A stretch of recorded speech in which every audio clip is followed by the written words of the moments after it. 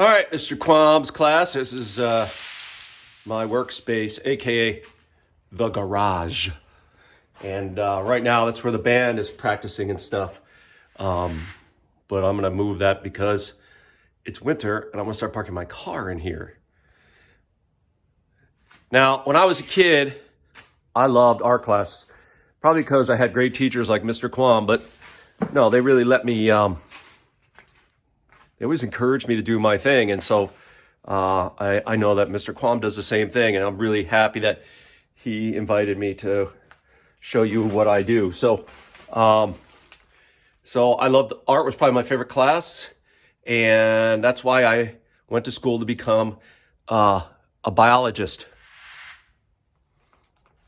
No, that just kind of happened. I like biology too, but I've always done art kind of as a hobby. And in the old, like when I was a kid, it was very like I did art class and I did the art shows and stuff. And but most art was very private to me, and it wasn't until I became a much older adult where I realized I wanted to share what I like to do. A lot of that has to do with smartphones and social media and places like Instagram and Facebook and DeviantArt, and where I can actually share and get things out and find other people that are into what I'm into. When I was a little guy, I figured I was just weird. Anyway, this is my workspace here. Let me show you. This is where I do most of my painting anyway. And then underneath all of these drop cloths, I just got these drop cloths, by the way, because I've got all my old canvases that are out here. When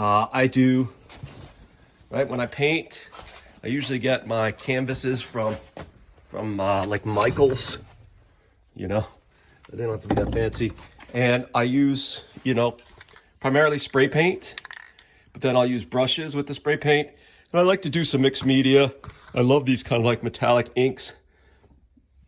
I found I really liked this heavy black acrylic paint that I get in this like giant tub, which I like a lot to work with to do some lines and things. And so you see, like most of my artwork has got a lot of heavy black lines in it, and I don't know, that's just what I like. So yeah. So spray paints I just get at the hardware store. Yeah, and I come in here. I always wear my respirator though when I'm working with the spray paints. That stuff is pretty nasty. And you know what? To be honest, when it's nice out in the summer, I tend to do a lot of painting outside. It's just nice to be outside, and also better for my own lungs, So here's a piece I'm working on. I've been working on this for a while. I haven't done much to it, but right now it's just kind of in the foundational, right? But you could see it's probably gonna be some kind of wizard demon thing, because that's what I like to do. So I like to draw every day. And my favorite tools of the trade are just kind of black and white pens, including Sharpies. I love actually working with Sharpies. And, I'm a surrealist. I'm not really going for realism. I'm kind of going for something like surreal, right? Which is like, you can tell what it is. Maybe it's got a message. Most of the time it's just skulls and zombies, man, because I like that. Anyway, I rarely, sometimes I use, it depends on the project I'm doing, but sometimes I sketch out the pencil. I tend to have want to have a lot of action in my work. So you probably learned from Mr. Quam gesture drawing. So sketch out with a pencil, kind of like, I want the kind of the gist of what this body is doing. But I usually go right to the pen. I love the black and white when I draw. Here, I probably won't make another zombie.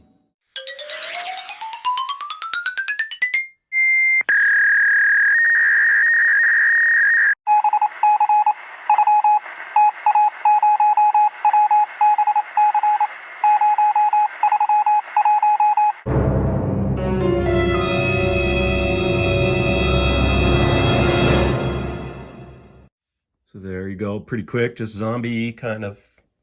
I do tend to use heavy lines. But again, I'm not going for real, but I think you can tell it's a zombie. Hopefully you can tell its brains are falling out of its skull, right? Like, yeah, so drawing every day is important to me, and it really um, it kind of eases my mind too. And yes, I keep my pens in a skull. Right, I have an iMac, which I really like, and you know, I do often take pieces. So here's a painting I did, and I do like to manipulate them digitally just to play around with colors and things. That's one of the nice part about it. You can always undo, right? I use a program called Acorn. Cheap. It's really a cheap program. You can buy really expensive programs, but this does everything I want to do.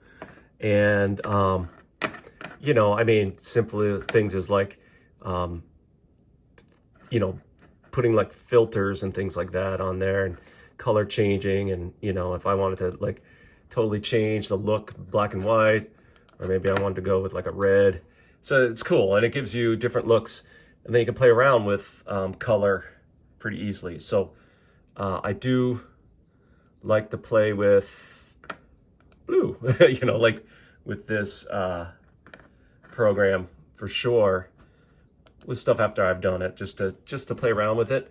And also for like my band and stuff, like I do promotional materials, you know, I do Facebook ads, and I do a lot of digital manipulation as well in order to you know, desktop publishing kind of stuff.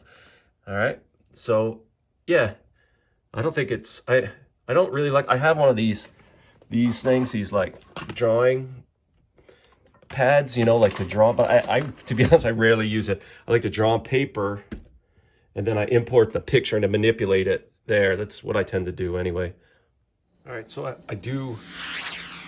I publish my artwork online in lots of different ways, Facebook, and I have DeviantArt's really been a nice, it's really been cool because there's lots of really cool other artists that are similar.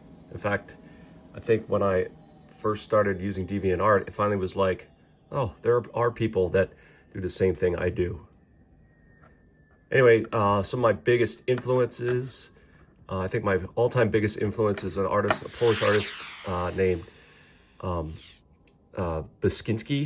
Beksinski from Poland. He does lots of, he's what you call a surrealist, right? And lots of really intricate figures and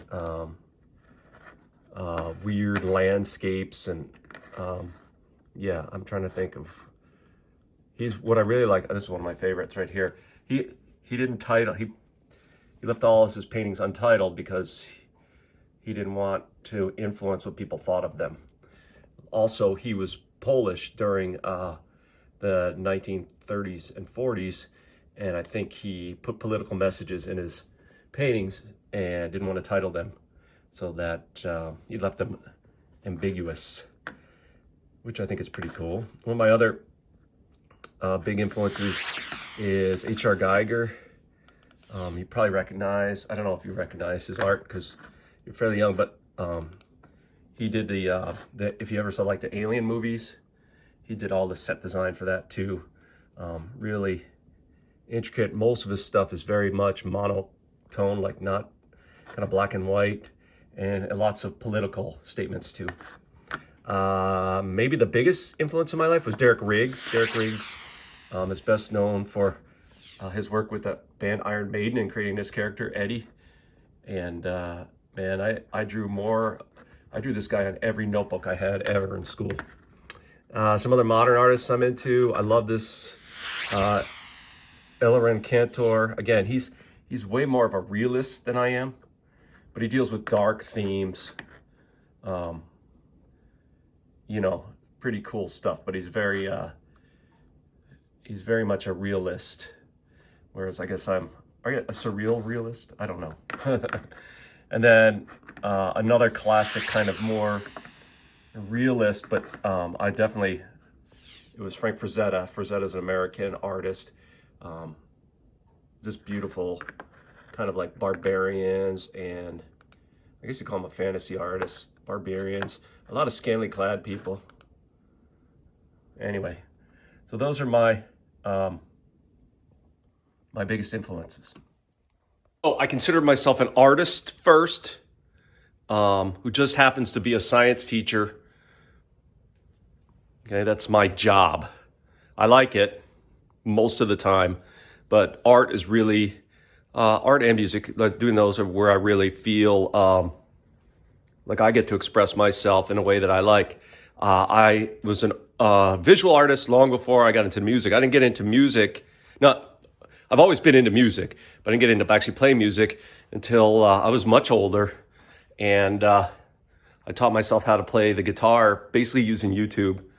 And then the band just started kind of as a goof, because as I don't know if you know, but I used to ski race a lot. That's how I met Mr. Quam.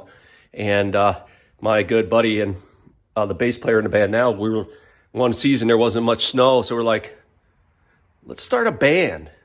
Plus he had like a 10-year-old kid who wanted to learn how to play the guitar. And we're like, we'll start a band and we'll learn how to play heavy metal songs, Judas Priest and Metallica and Slayer and stuff like that.